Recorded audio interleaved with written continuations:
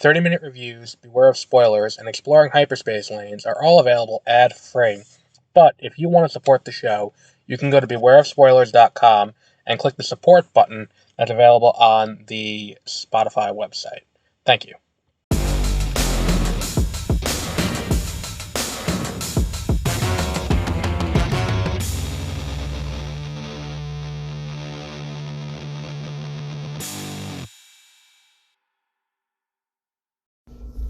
Good evening, and welcome to Beware of Spoilers. I am Adam on our first of two theatrical movies we're going to be talking about this weekend.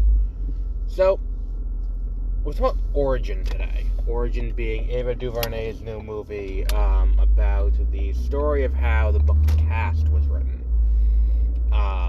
And seeing this movie, I was kind of like... It's one of those things where we talk about these movies where it's like it takes a bit to understand the language of the movie and kind of get you acclimated into the way that this story is going to be told. There's a lot of timeline hopping. There's a lot of non-sequential storytelling. There is a lot of what's the word I'm looking for here? Like experimental kind of filmmaking in terms of the general narrative of the movie. And to that end, I feel like there's going to be an inherent barrier for entry in this movie. I can't imagine why this movie isn't getting talked about more, and why they're having such a hard time getting able to see this movie. That's sarcasm, of course. I feel like this is a similar, I feel like that this movie, had it not been for the current situation, situation feels dismissive. The attempted genocide of the Palestinian people. Had it not been for that, this movie probably would have gotten more press because they mention Palestine by name in the movie. They say that the lower caste of people is that have been that have been oppressed is taken many forms over the years, and one of the things they talk about is the Palestinians. They mention the Palestinians as one of them. Maybe that's why this movie's not getting more attention. Maybe that's just me putting on my tinfoil hat, but I feel like there's some connection there.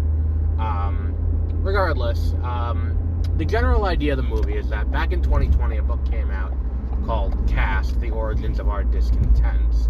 And it is a book that posits a new sociological theory that evolves a lot on what we have been talking about over the last 10 to 20 years.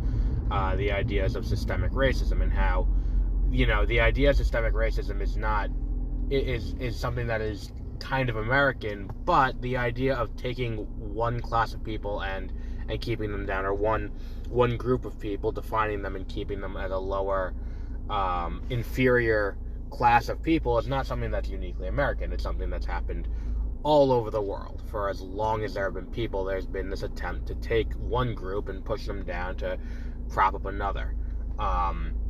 The three examples I go with are, the caste system in India, Nazi Germany, and America with segregation and all of that. And which again, feels so dismissive to say it that way.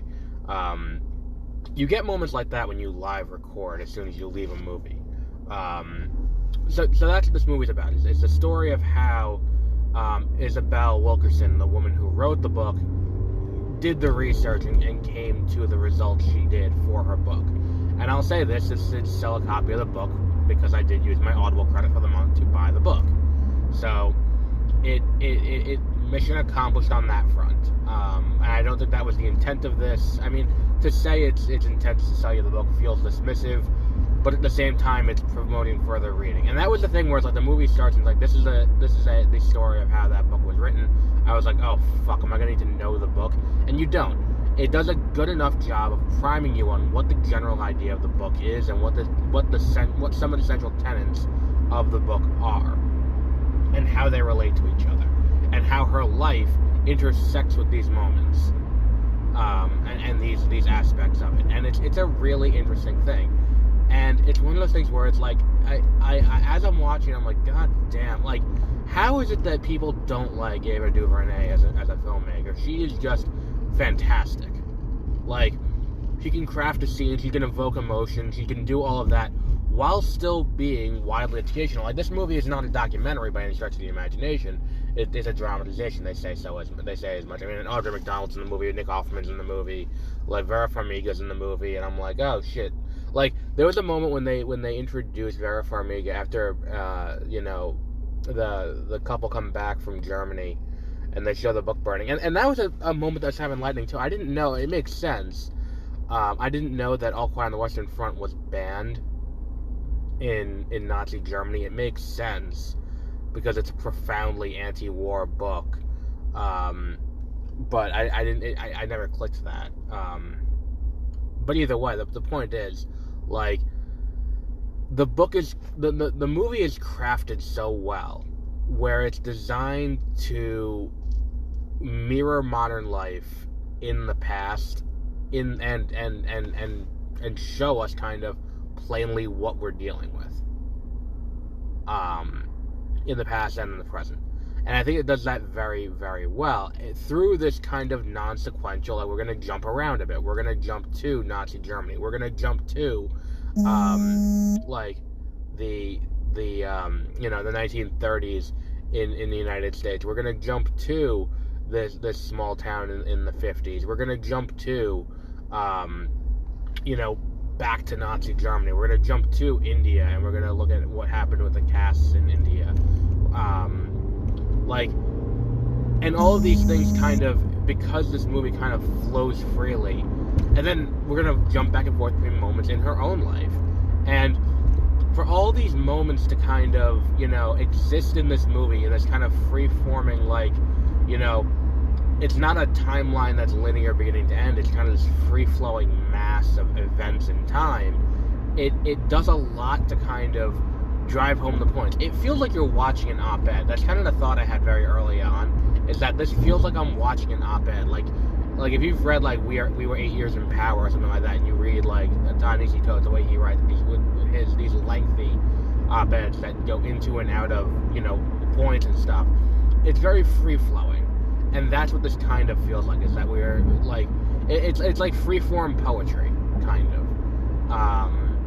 And this is just a fantastic look at not just systemic racism, but trying to not cast that aside, but, like, look at what else happens that can lead to this, what are the more endemic... Look, I didn't know that, like, the Nazis based their laws on how the Jews lived prior to the Holocaust, to ostracize them. I didn't know that they had based them on Jim Crow.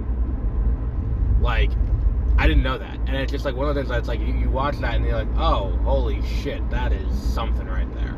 Like, and then it's like you get to the end and it's just, like, and that's not even to say, like, we're talking just on the sociological aspects of this movie, which are very strong.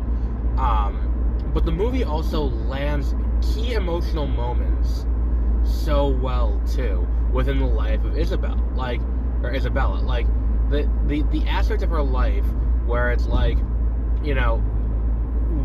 her dealing with her mother, her with her relationship, and then having to deal with the death of her husband, like the cousin, her dealing with the cousin, like that moment toward the end of the movie when she's in India and she gets the text from her cousin's husband, and it just says,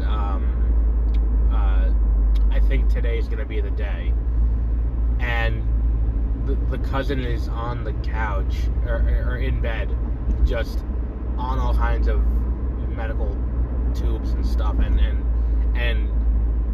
the husband, she calls the husband, and he's like, she's not responding to anyone, and she's just like, all right, just put me on speaker, and she just talks to her as she's dying.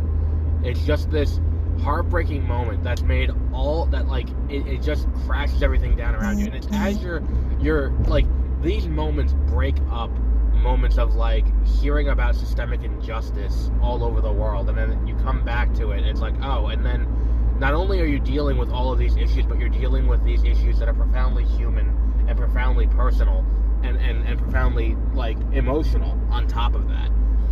And for all of these things to kind of intersect and intertwine, it just works so well. And this is the kind of thing where it's like, when we talk about best director of the year, like, that's definitely one of them. Like, I think that's one of them.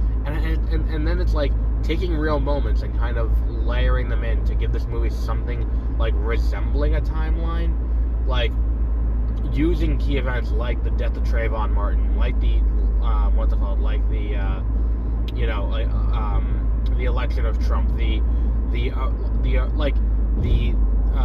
Charlottesville attack, like all of those things kind of intersecting and intertwining and using that as kind of like a scaffolding more than a timeline does a lot to really drive home what this movie is, which is a free-flowing look at both a person and humanity through a specific lens that works very well.